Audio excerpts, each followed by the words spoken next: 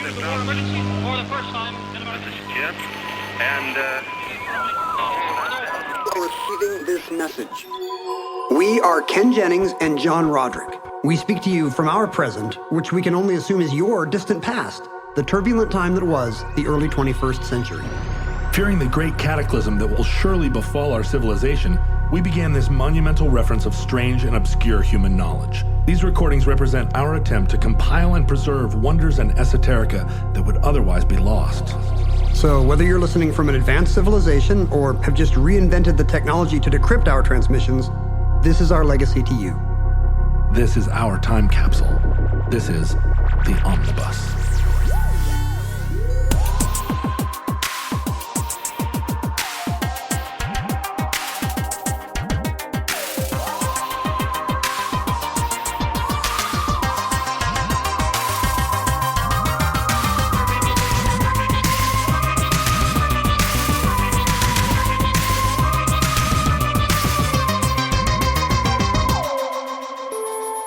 You have accessed entry 215.1C1413, certificate number 5725, Chinook Jargon.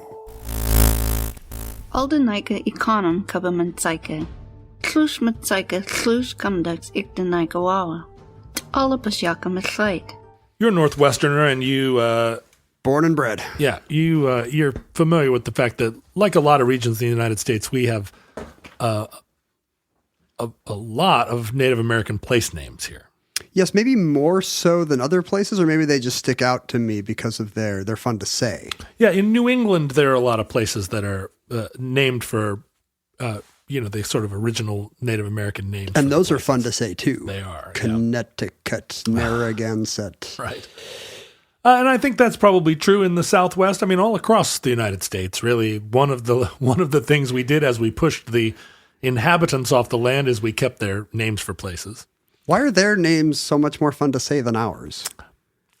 Yeah, it's got to be a form of a kind of Arcadian, like original European belief that the United States was a place where man could.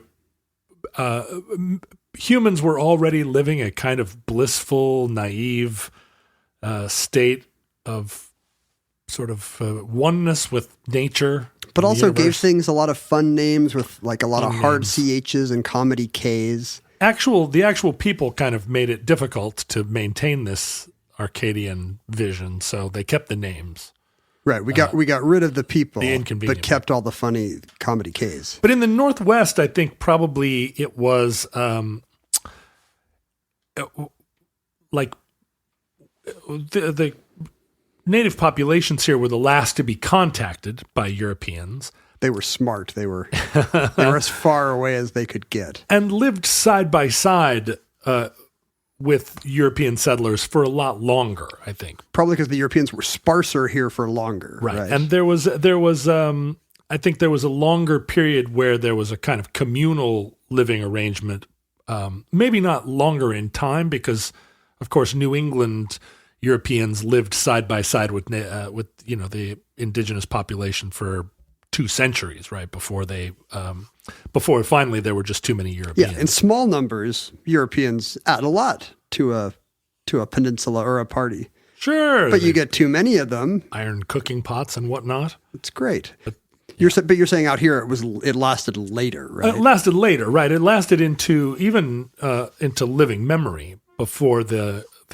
inevitable sort of reservation culture and the gradual sort of erasing of tribes' identities and so forth. I mean, that happened here in the 20th century, or was ongoing in the 20th century. Have you noticed, what I think is kind of a Seattle trend lately of organizations making sure that somewhere related to their events or posted on their space is a disclaimer to the effect that we recognize that this was tribal land? No. Well, I haven't seen that. Yeah, they before movies at the Seattle Film Festival, there's a title card that now says, and we recognize that, along with all their other, organizational stuff, and we recognize this is tribal land of the original peoples of the blah, blah, blah. And that our movie theater is built upon? yeah, it seems very specific to this movie theater.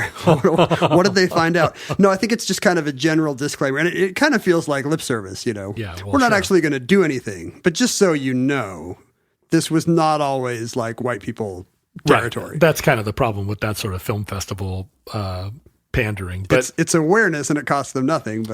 But in the Northwest in particular, there are a lot of instances where tribes were just sort of, I mean, the treaty tribes that had treaties with the U.S. government were just kind of erased, and their land was never actually apportioned to them. And without the land, the tribe wasn't able to assert itself. I mean, there are all these kind of clauses within the treaty relationships that the government has with various tribes. And if you can't maintain that your tribe occupied your treaty land consistently, then you can't demonstrate that you exist. So these treaties were full of loopholes, and there were agencies that were like, can you believe it? I'm sorry, you guys didn't read the riparian clause 3. Right. You no longer get any salmon. And we've seen in recent years the restoration of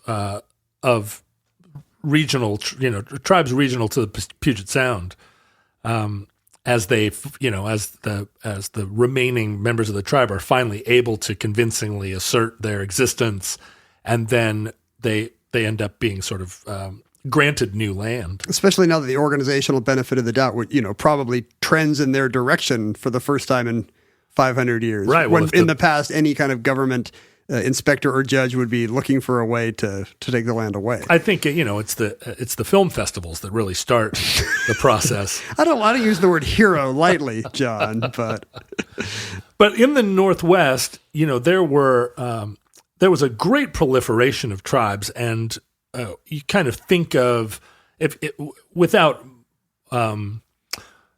much familiarity with the region, you might think of it as a kind of monolithic culture. But in fact, it wasn't just that there were different dialects of a shared language. There were whole language groups that were remarkably different from one another just in a pretty confined region of the Pacific coast from Northern California to the Alaska Panhandle. And if BC. If you're not from here, you probably don't think of those as iconic Native American tribes in the way you would, the big southwestern tribes like Hopi or Navajo, or the ones that got exposure via westerns and reservations, right? Or the Iroquois, or the original Iroquois League tribes. Not great name recognition, probably, as you say, because they were kind of erased pretty suddenly and quickly as the region got populated. But also the geography here, the kind of Northwest environment really suited itself to tribes having both very constrained territories in the sense that they were, the Cascade Mountains, although the distance from one side to the other is actually not that great, there were enough of an impermeable barrier or slightly impermeable that tribes on either side could share very little culturally. But also it was because there was a lot of water here and a lot of it's abundant seafaring. There was a lot of cross-pollination at the same time. And so although the language groups tended to be very different, and culturally the tribes of the region had a tremendous diversity of culture, they also met one another in trade. And you're talking about before any trade with pre-contact with Europeans. And so although it's disputed whether or not Chinook jargon was a pre-contact existing trade Creole or pidgin language, there's a lot of evidence to suggest that that there was a somewhat of a kind of pidgin trade language that allowed all the tribes of the region to kind of encounter one another and have some language in common. And you just said, after reminding me to say Chinook, you said Chinook just there. Right, and it is the accepted pronunciation now is Chinook with a hard ch. Is because that's maybe more authentic to the original language and pronunciation. But of course, as we were raised here in the Northwest, we were raised to pronounce it Chinook. Well, there's so many things named after it. Many of which have kind of crossed into the national culture. It's a wind, but it's also a salmon and a helicopter. Is that right? First it was a helicopter, and then it was a hovercraft. It's a helicopter driven by a salmon. I mean, I think all these things people tend to say Chinook, but Chinook is is the woke way to say it. I think Chinook is how we're going to describe the tribe and the language. Okay. And Chinook has become, in a way, kind of a loan word of Chinook jargon. Chinook jargon was a language that evolved in the sort of contact era. The Chinook tribes are the ones that what we think of as Lower Chinook tribe was located right at the mouth of the Columbia River on the Washington side, sort of across from Astoria. In what is now Washington. So they were probably among the first contacted, like the first white people in the region to spend much time there would have been Lewis and Clark winding up around there. Right? Lewis and Clark were there, but even an earlier Spanish explorer encountered them. The Russians met them. Like the Chinook were absolutely like one of the first points of contact, and they legendarily had an extremely difficult language, with like several verb tenses that we don't use. That's exciting because past, present, future would seem like it would cover it, but it seems like they've discovered some new temporal possibilities. They had 6 different tenses, verb tenses. They had tenses for the mythic past. Oh, nice. A different tense for the remote past, a tense for the recent past, a tense for the immediate past, and then present and future tenses. You know, if you've ever learned even another European language, you know, the tenses don't map neatly onto English. Right. And it's funny how quick it becomes second. I speak Spanish, and there's 2 kinds of past tenses. One for something you just did for a short period of time in the past, and one for something you did over a longer period of time in the past. More or less the English equivalent between I worked and I was working. And it's funny just how quick it becomes second nature. There's nothing magical about our English tenses. You know, like a Chinook speaker could, it would be immediately clear in the middle of the sentence what's mythic past and what's distant past. Right. And they wouldn't even have to think about it, but it would lend an interesting flavor to the sentence. Remote past, recent past, and immediate past. You can identify those in your mind, right? It's clear, but to have the ability within your language to express that would be, it would make you so articulate about things that happened in the past. Yeah, there'd be nuances of meaning in a sentence if you changed it from remote to mythic, or you could make jokes within this, or allusions. They would have to have some kind of agreed upon idea of where the boundaries are. Like what year, they wouldn't have numbered years the same way we do, but they would have had to have some sense, some consensus of, when Chief whatever was still alive. Is that remote past, or is that right? Mythic past, sure. Yeah. Well, and you would thinking of our language now and the way we are communicating with each other, what matters to us on the internet. It's surprising that we haven't developed tenses for like mythic future, remote future, recent future, because we do think in these terms as much as we think in terms of past tenses now. And certainly if time travel ever became possible. Right. The futurelings are like, we have 74 different verb tenses. It must be a nightmare. Well, but time is a flat circle. Things that have happened subjectively to you, but not yet objectively in chronological time versus the other way around. It's tough. It happens to us all the time making the show. That's right. we even in our intros and outros, we don't know exactly what tense to use. Sometimes, yeah. Sometimes we do have social media. Sometimes we did have social media. We don't know what's going on. It's the mythic past. But so Chinook itself was was a difficult language to learn, and there's some suggestion from the writings of those early contact writers that that the feeling within the indigenous tribes of the region were that the Chinook were kind of a haughty people, and they didn't share all the ins and outs of their language. They think they're so great. Yeah, they kind of gave you a little bit of a shorthand of Chinook that they felt like was good enough for you. That's a cultural stereotype that we still see today. I know it's an impression a lot of people have of Japan, for example. Very difficult language, multiple alphabets to learn, and not a culture that really cares to teach you Japanese. Right. Like they like that their signs aren't super bilingual. Like that's a feature to them. Like we've got a nice, complicated language, and we're going to take advantage of that. As you can imagine, the initial European settlers, and in the Northwest in particular, were less bent on conquest than they were on trade. They wanted as many beaver pelts as they could manage to extract from the region, and the thing about beaver pelts is, what is the thing about beaver pelts? Well, it's a very labor-intensive crop to harvest. You don't just go out and grab beavers by the tail. You have to spend some time collecting beavers. Beavers are not beaver foreplay. Beavers are not super dumb.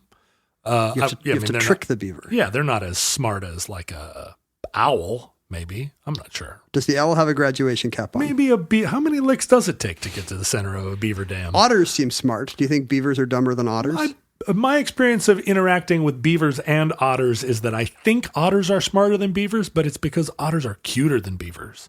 You think a beaver's cute because you see it on a coin or on a flag and you think, oh, the beaver. Buck teeth. Buck teeth are cute on a human. But when you look at a beaver up close, those terrible yellow teeth with their rodentian faces, you're like, yeah. And otters play. And we associate playful. Leisure with intelligence. It's very fun.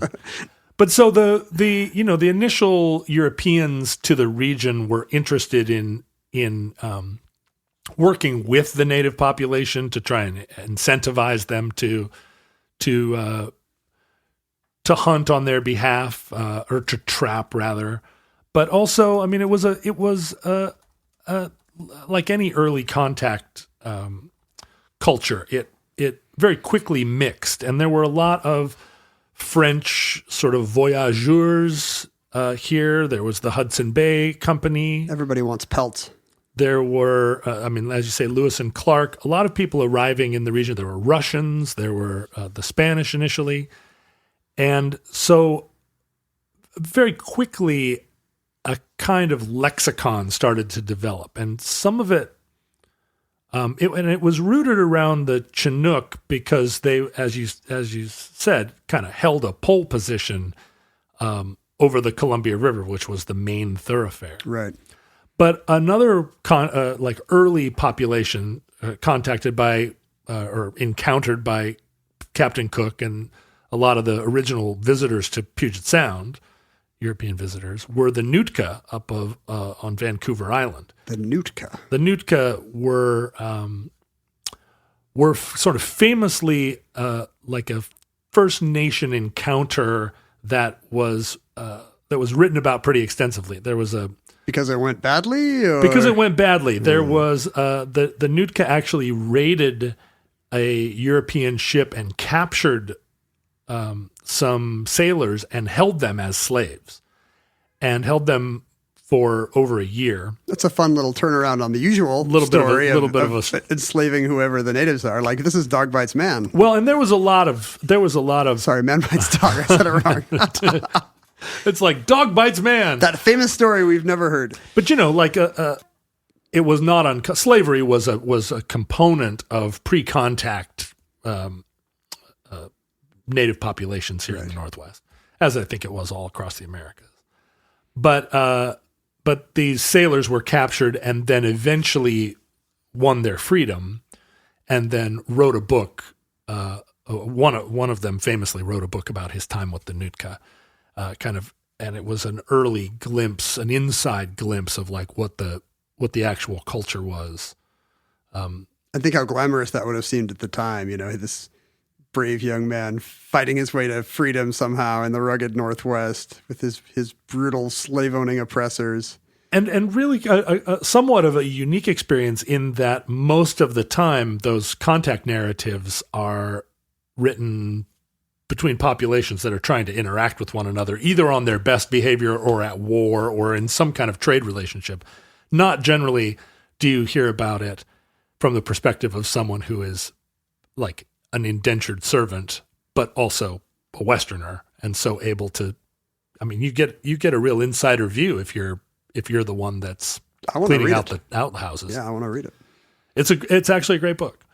But so some of those Nootka words were made an impression, were kind of gathered, I guess, into small, slim volumes of native trade words that were passed around among the initial white explorers, because these are valuable commodities, right? A list of 25 words that you can speak intelligibly to people you meet when you come into a waterway and some canoes are paddled out to you. It's a life and death resource. Right. And so and with a new influx of people coming all the time, that's really valuable. And so there were like quite a few little dictionaries that each new European contact produced another little series of, nouns and verbs that would help you navigate, whatever that encounter was going to be. That's funny. You're going to have some kind of knife. You're going to have to have a thing full of oil. You're going to have clean water, a dictionary. Imagine that on your utility belt. But very difficult, because from the standpoint of someone in a ship who's sailing from the Columbia River to Vancouver Island, that's a journey that may take weeks. But in the process of transiting all that ground, you're going to pass through 4 or 5 different language groups. And so your Nootka words aren't going to serve you very well. People must have spoken the wrong language all the time, because it's like, hey, look, more Indian. Say that Indian word. That's not how it works. But you would, I think what they discovered was that there was already a previous nascent lingua franca in the form of this pre-existing kind of pidgin that was being used already by the tribes, and the Nootka were familiar with Chinook words, and when European sailors arrived in Chinook territory and tried to use their Nootka words, they were not completely unintelligible.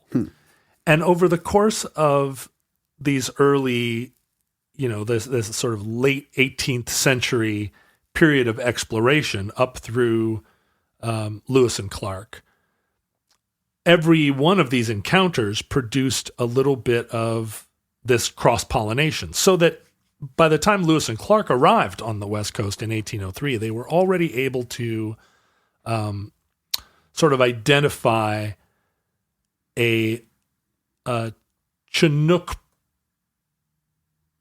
jargon as being a distinct thing from the Chinook language. So they understood, hey, the tribes speak this way, but like here's a more limited set of words that everybody around here speaks that we can get away with. Right.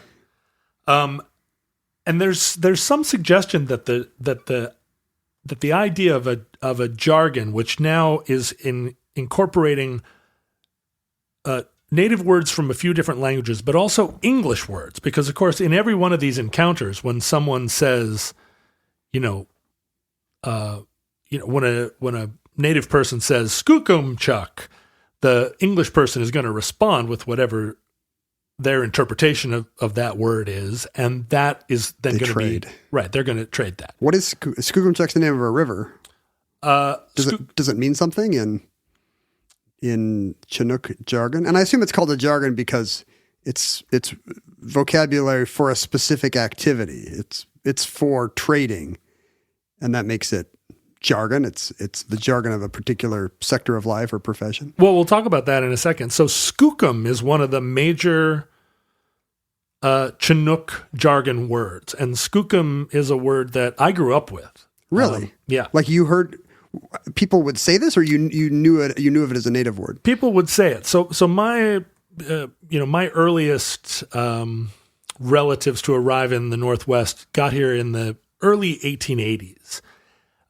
during a period where Chinook language was widely spoken, and widely spoken among white folks too? Among white folks in Seattle as both a trade language and also as a kind of affected language of class and culture. See, I mean, Seattle was actually a city, so it was kind of their urban slang. It was, and it would be the equivalent of Italian words in a certain part of Queens or whatever. It was a point of pride that you could speak it because it meant you were well traveled, and at the time, I mean, there were never really aside from like a very early battle here between the original sort of residents of Seattle and the early settlers, like the first Battle of Seattle, pre-WTO. Other than that, most of the contact here was, I guess you would describe as peaceful, although it was over the long term, it was overwhelming, right? Yeah. The European settlers just gradually overwhelmed and pushed the population out, rather than being winning a battle and, right. and fencing them in. Yeah. And so in Seattle in the 1880s, there were Native Americans sprinkled throughout the city, and you didn't have to go far afield before you were in Indian country. So Chinook jargon was a valuable language to know, and particularly in British Columbia, the sense was that Chinook jargon, well into the 20th century, in mining camps and logging communities, and the further afield you went, it was still a first language for people. So really, so jargon is in some ways a misnomer. There are a lot of different creoles in around the world in places where European languages collided with indigenous languages, and most famously, the creoles that have the largest number of native speakers. The largest one is Haitian Creole, which is actually a lot of languages all crushed together, kind of like Chinook jargon. Haitian Creole is some African languages, French, some Caribbean languages, English, Carib languages. And the difference is that the linguistic difference is that a pidgin is nobody's native language. It's just kind of an agreed upon mélange, whereas a Creole becomes fixed enough in the culture that people start speaking it as a full-fledged language. So what you get with pidgin is that you have a series of words that allow you to communicate with one another, but you haven't really settled on much of a grammar. You just have words that are mutually intelligible. And as that evolves into a Creole, what you're taking then is different aspects of different languages, the grammar of one and the nouns of another, or it's still a mix. It's a mix, but you get an actual language out of it. You start to get a language, and you can have a Creole as a first language, and there are plenty of examples of that. They're like Tok Pisin in Papua New Guinea is the primary language of 1 million people, but also the second language of 5 million people. It's the lingua franca that you assume everyone in New Guinea speaks. Yeah, and so it's a mix of European stuff, or is it just all the local tribal languages? So if you read it phonetically, if you look at it and try to imagine it as a language, you wouldn't find it intelligible. But if you speak it phonetically, if you speak the written language phonetically, it's based in English. Oh, it's like those Tintin languages where the tribe says things like, "Hey, you, leave me alone," or whatever, and it's spelled funny, but it really is that. That's funny. You can. It sounds like someone who doesn't speak English very well. Awa tagoose I am. Right. But in fact, it is its own language, and it borrows from a whole handful of languages. And it's called Tok Pisin? Tok Pisin. I don't like Tok Pisin. Like, keep your lips zipped at the urinal is my motto. There are other languages that extend all the way to... So what you get with a Creole is it's an encounter language. People that are fluent in one meet people who are fluent in another, and they build a language out of the component parts. They pick and choose between the two languages and make a mutually intelligible language. A mixed language is one where what you have is people that spoke both languages fluently, and in the course of just their interactions in their heads, they just started saying this word in French and that word in Cree. So there's a language called Métis, the language is called Michif, which is the language of the Métis people, and it's really a true mix of French and Cree. And was where is the Cree tribe? This is in the central Canada, the Plains states of Canada and in the United States. Great Lakes region kind of a thing. Right. And I think there even are still a handful of native speakers or who learned the language natively, which is to say as children in not as a program, like people that speak Welsh now learned it because of, it's some nationalist project, right? Teach it in schools, but they learned it at home. There was a language that was a combination of Russian and Aleut that existed kind of out in the Aleutian Islands. That was, again, sort of a mixed language. Now Chinook jargon never was. It was based largely on a simplified version of Chinook, but it borrowed English words, it borrowed Nootka words, it borrowed French words. I mean, in some cases, the white settlers are probably introducing concepts that they don't have a word for. Right. It's the same reason why, a lot of languages say el internet, because the first time it was already invented somewhere and they had a word for it. The French tried to say hamburgeois or whatever, fromage, but it didn't really. Everybody else says hamburger. Right. And the Académie Française is trying to get people to say chopped meat on bun or whatever, but it's 17 syllables. So well, and there's so many words like that in the world. Taxi, exit, stop, goulash. You can as you traverse the world, you realize like everyone says taxi, everyone says hotel, and you just spell it in different. The fact that they are often travel related means either that's where you and I are encountering them, or there is something about the experience of travel that tends to make people think, this should be a universally intelligible word. Well, in general, if you are running a hotel, it helps if you want the people to see the sign. You don't care if the locals know what it says. Unless you're Basil Fawlty, you want people in your hotel. By the 1870s, it was estimated that there were 100,000 native speakers of Chinook jargon in the Northwest. You never got back to my question. What does skookumchuck mean? Oh, so skookum is this incredible word that means like strong, big, good. So can it just be used to intensify things? You drop in a skookum? Absolutely. So the way I learned it was, my dad, whose grandfather absolutely spoke Chinook jargon as a component of doing business in Seattle. Huh. My dad would say like, that's pretty skookum, or he's a pretty skookum guy, as just a descriptor of things that were cool, or even even more commonly, someone would say, one of his old cronies would be like, "Is that skookum?" And Dad would say, that's skookum. It means okay. Yeah, that's good, or that's cool, or that's solid. I never is the last generation that would have done that now gone? Yeah, there's nobody in Seattle is. Famously, the real estate agent Henry Broderick, who was sort of one of the famous original sort of founding members of Seattle, was, when he died, his obituary said that he was the last guy who was fluent in skookum, the last white guy in Seattle that was fluent in skookum. And that was a while back. This is mid 20th century at some time, or late 20th century. Henry Broderick and my great aunt had a sort of famous romance. Is it because their names rhymed? No, he only wanted to date people whose names rhymed with Broderick.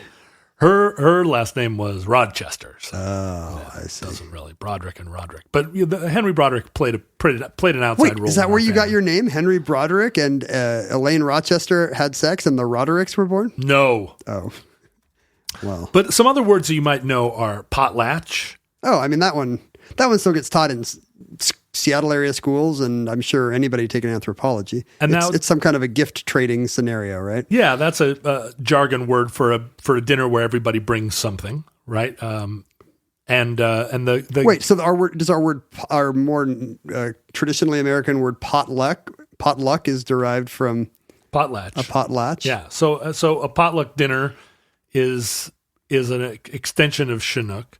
Is potlatch culture the thing where everybody brings a bigger and bigger gift, and eventually? Yeah, and the sign of your wealth is that you give your wealth away. We don't have that in Seattle. We have the opposite of that. We don't have the word Bezos, which is the opposite of that. Let's see. Are you familiar with the word Chichaco? Chichaco. Yeah, largest city in Illinois. No. What is Chichaco? So Chichaco is a word that has been really adopted by Alaskans as a word to describe a newcomer or like It's like somebody. It's like Howley. Yeah, somebody from outside is a Chichaco. And in fact, Hawaiian a lot of Hawaiian words got introduced into Chinook jargon. Oh, weird. Just Pacific sailors. Pacific Northwestern or people coming from Hawaii, bringing Hawaiian words with them. We say the Pacific Rim like it's a region, but the Pacific Ocean is half of the Earth. Yeah. I guess it's just a very narrow ring, but it goes all the way around the globe. Yeah, but it is just the coastal communities that only go like 20 miles in. I still feel, it doesn't matter whether I'm in Phuket or Ketchikan, I just feel like I'm right at home.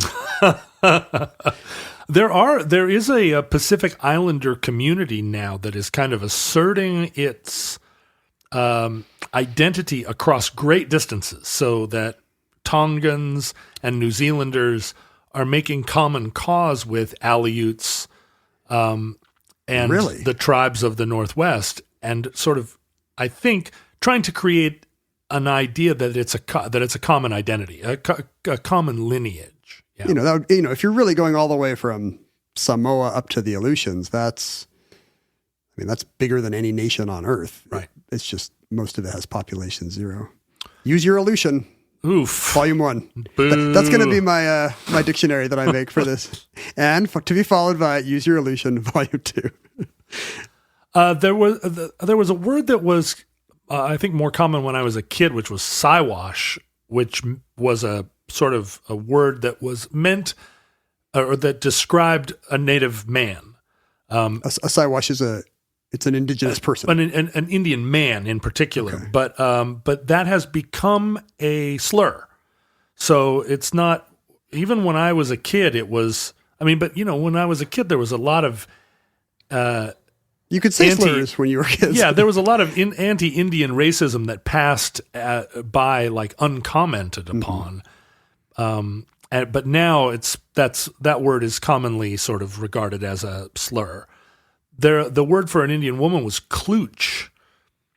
Is that also? I mean, a lot of those gendered words have become passé just for the reason that humans do not have gendered words like that are specific to a race. We do that with animals, right? And so it's a little bit insulting to say we have the equivalent of stag and doe, but just for Indians, right? Well, but I think they were jargon words for man and woman, right, that ended up being jargon words for Indian man and Indian woman. Yeah, or it was klooch or kloochman, which would have been the even more jargony word, which I think is regarded as a slur in Alaska, and I'm not sure whether that ever took on the quality of a slur in Washington and Oregon and BC. Well, I hope they bleep what you just said if it's a terrible taboo word in the future. Like slur, just not in the sense of it being.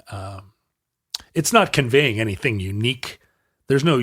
Right. It doesn't mean like drunk or anything. Right. It just is it's a word that we're not. But I mean using that's true of a lot of our racist words that right. It was enlightened people would say Negro, and once enough unenlightened people start saying Negro, you start to not like the shade of meaning, and you think that word's done. We need a new word, and then only the racists are left saying Negro. And in this case, I think that these words are just done. No one uses these words anymore unless they are, I guess, are either in a BC mining camp or, in this case,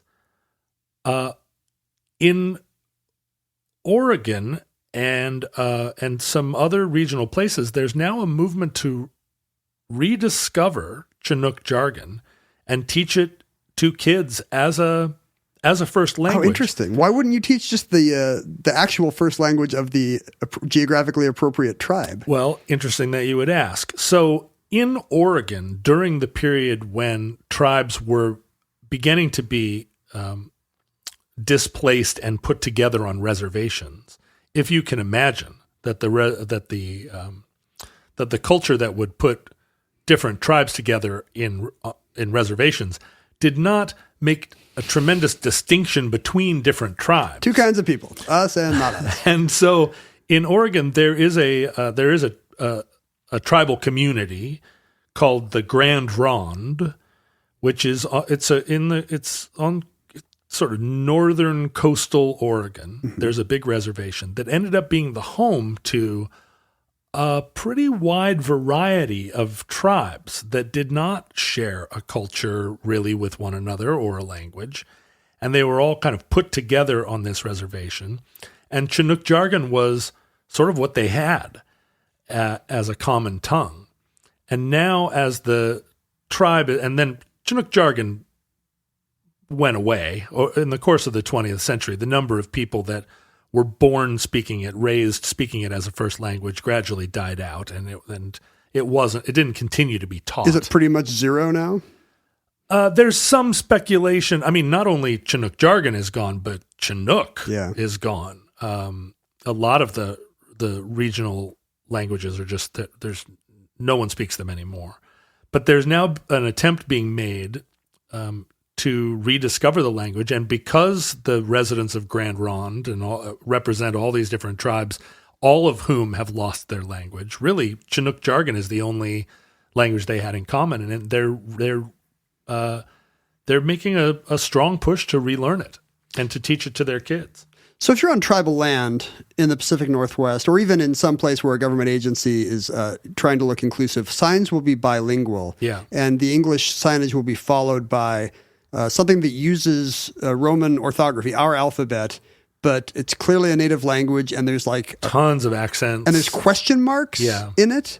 So would that be, I mean, is that the spelling you would use for any of these native languages, or am I seeing Chinook jargon if I see like a word with one of those question marks in it under the no parking sign or under the Seven Rivers casino sign or whatever it is? Well, so Chinook clearly didn't have an alphabet because it was a language that was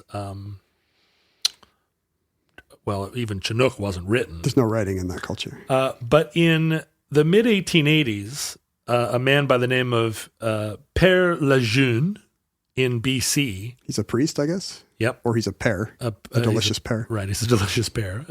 He began publishing a newspaper in Chinook. It was a popular enough language. And Chinook jargon in Chinook jargon is actually called Chinook Wawa. Wawa is their word for talk or something? Wawa is the word for talk. And so he began publishing a newspaper called the Kamloops Wawa. And all reports indicate that in the 1880s and 1890s, Chinook jargon, like passages in Chinook jargon, would be published in the Seattle Times without translation. Oh. You'd be reading an article and they would quote a Chinook source and it would be in Chinook. And it would just switch to that alphabet. And people understood it, could read it. I just looked it up. That kind of weird backwards 7 thing or the question mark thing is a glottal stop. A glottal stop. And so it's like the Hawaii thing, right? Right. And there are a lot of T's and Q's and X's and TS. Q's without U's. And all of these are just trying to approximate how you would pronounce languages that have a lot of glottal stops and not a ton of vowels. So you could write Chinook Wawa in that language, in that orthography. You could. Oh. You could. It's I guess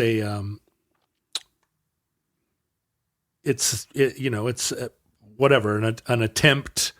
I think it's called, what is it? Is it? No. There are quite a few languages that have been, that have been given alphabets. Yeah, I mean, I guess it's the Chinook Pipa is the script.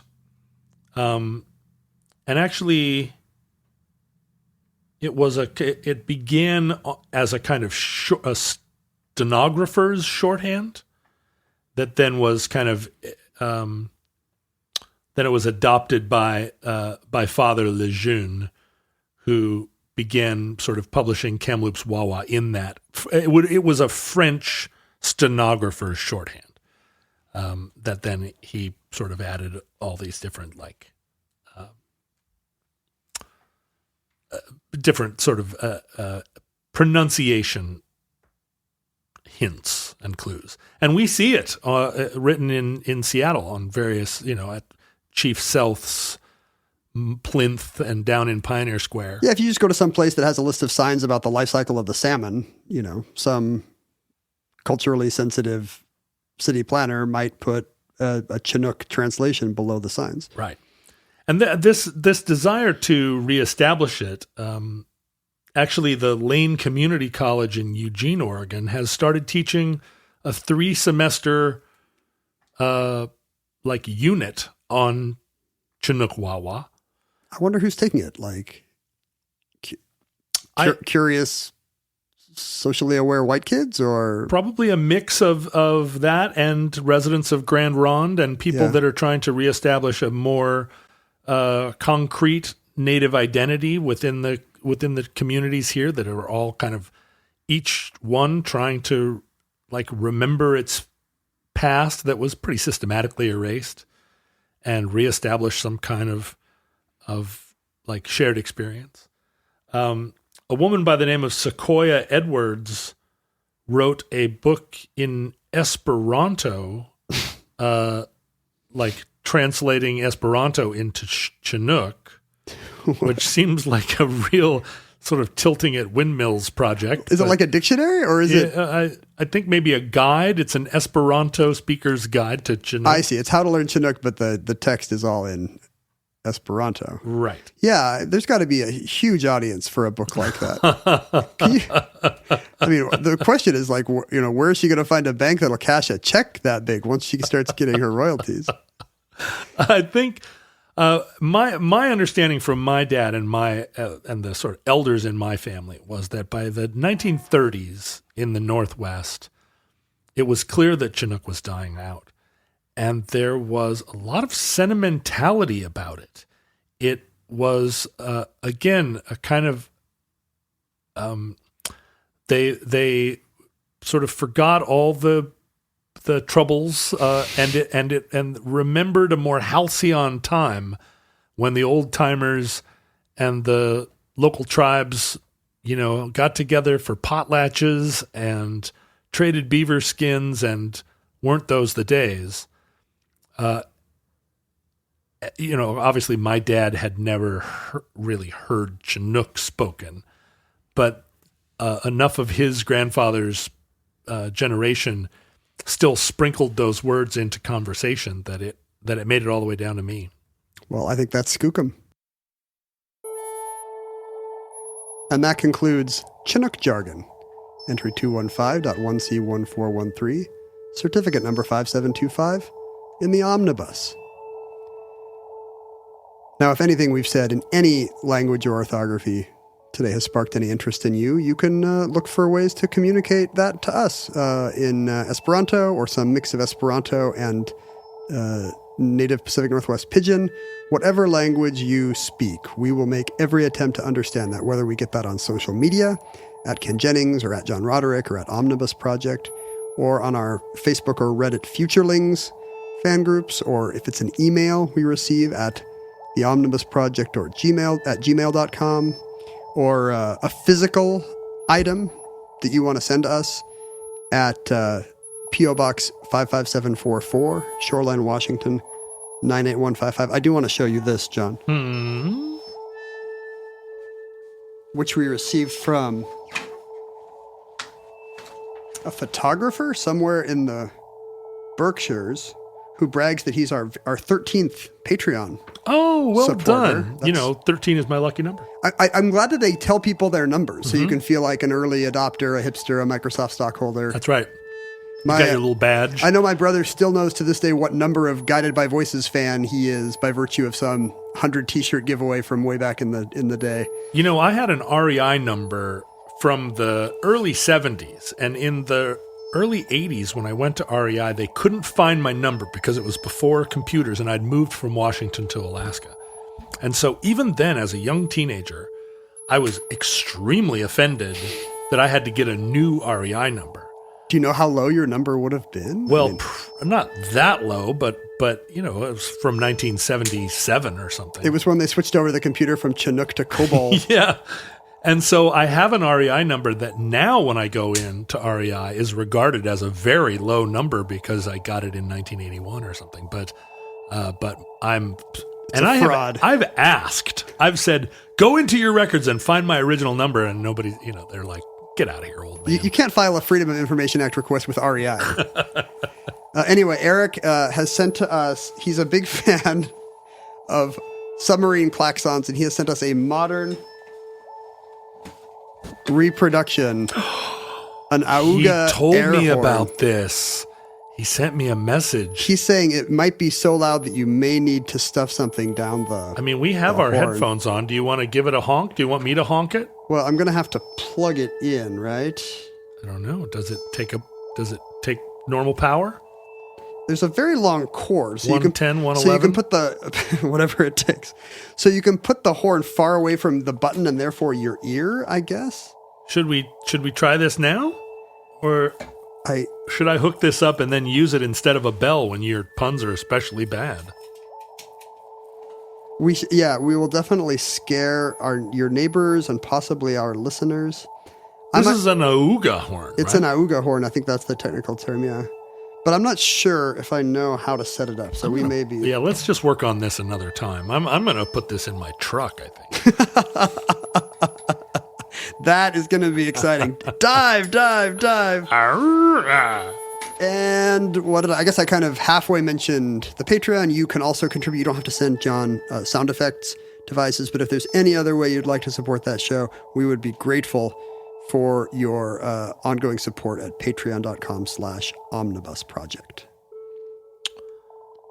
Futurelings, from our vantage point in your distant past, where we are speaking whatever version of English it is that we think is the right version, it is actually the definitive version of English, including Frontier and Soviet. We are now the protagonists of reality for you. That's right. This is how things are pronounced.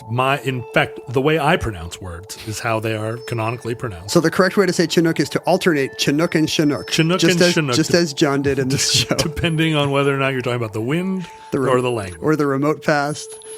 But we hope and pray that the catastrophe we fear that will maybe wipe this language off the face of the map so that only a few great-great-great-grandchildren in Eugene are trying to resurrect Roderick Jennings English.